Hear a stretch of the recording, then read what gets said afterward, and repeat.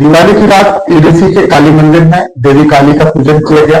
बड़ी संख्या में भक्त पूजन के लिए पहुंचे। भक्तों के लिए मंदिर में भंडारा भी किया गया। एडीसी काली मंदिर समिति ने पूजन और भंडारा किया। दिवाली का पूजन इस वर्ष नमन सोनी की ओर से किया गया।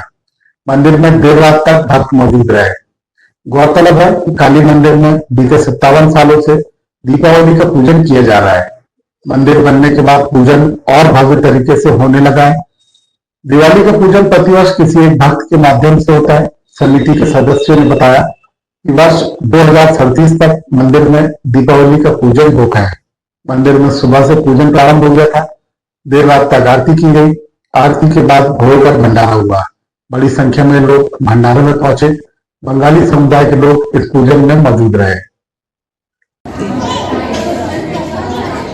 क्यों मम्मी कहाँ है? अच्छा। घंटी नहीं जाती चलो।